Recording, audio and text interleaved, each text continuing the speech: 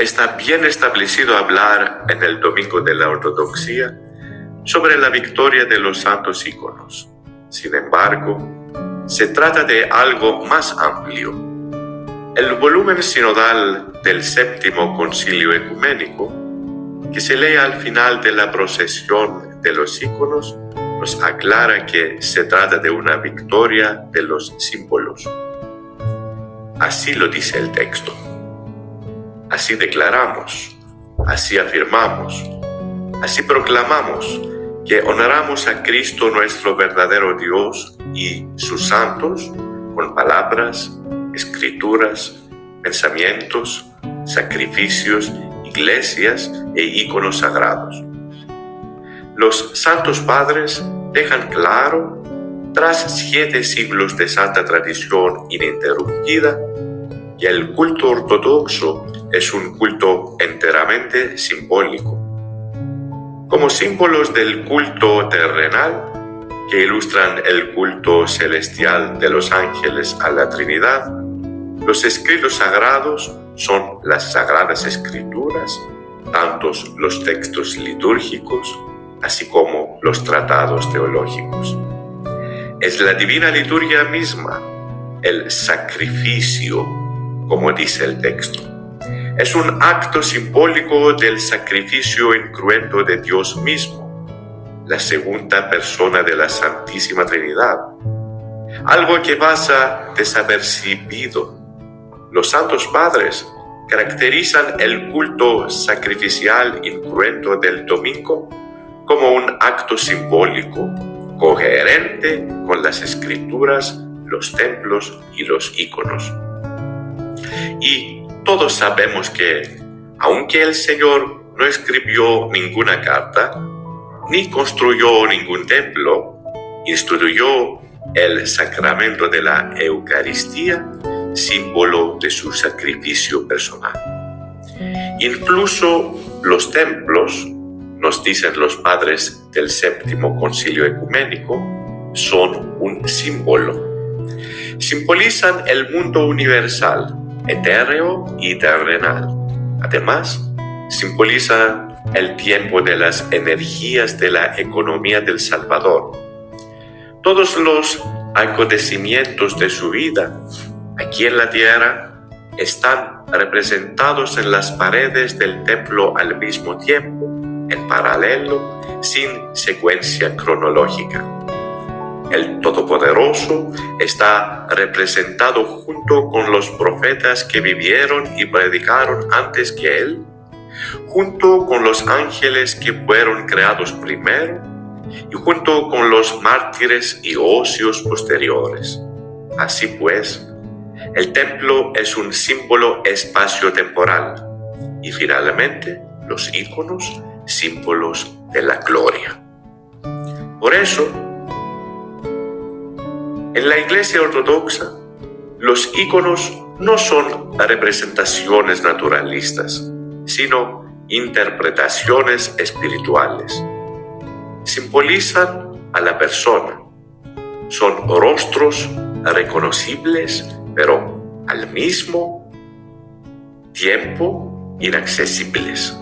Están reformados, glorificados. Ningún santo se paseó con aureola en esta vida. La aureola es la corona de la victoria sobre el demonio que le ha sido concedida después de la muerte por el Cristo vivificador. Tal vez los mártires nunca vistieron prendas rojas en su vida aquí, pero el color rojo atestigua y transmite su condición de mártires. Todo simboliza y por tanto alude a una teología. Pero el Señor no se relacionó con la teología simbólica solo en la entrega del sacramento de la Eucaristía. Muchas veces su palabra era simbólica, hasta tal punto que en algún momento los discípulos le dijeron: «He aquí, ahora hablas claramente y ninguna alegoría dices».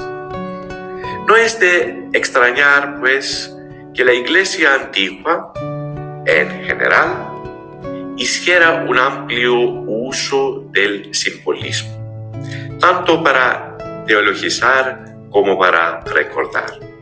El acto de San Espiridón, miembro del primer concilio ecuménico, cuando presentó la unidad de la Santísima Trinidad con el azulejo, es puramente simbólico. Nadie consideraría el azulejo como un objeto de culto, pero su sustancia de agua, arcilla y calor fue utilizada por el santo para significar lo que no podía expresarse con su lenguaje verbal: la homogeneidad de la Santísima Trinidad. Es decir, utilizó un método preeminentemente simbólico para expresar la doctrina trinitaria.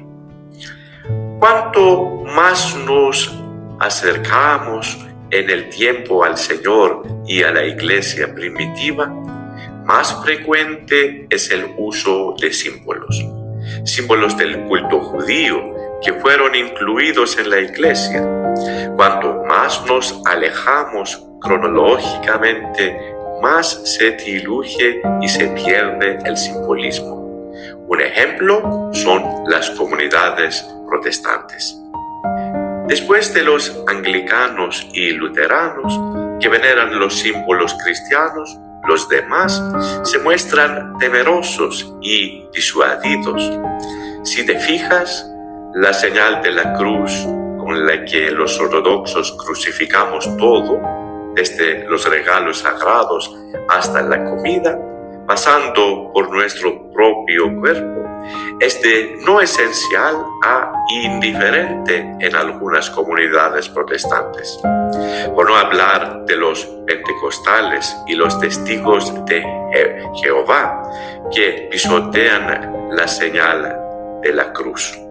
Por eso, es necesario recordar que en ella, desde hace más de 2000 años, la Iglesia vive y se expresa simbólicamente porque el Señor mismo nos instituyó y exhortó a vivir y caminar así.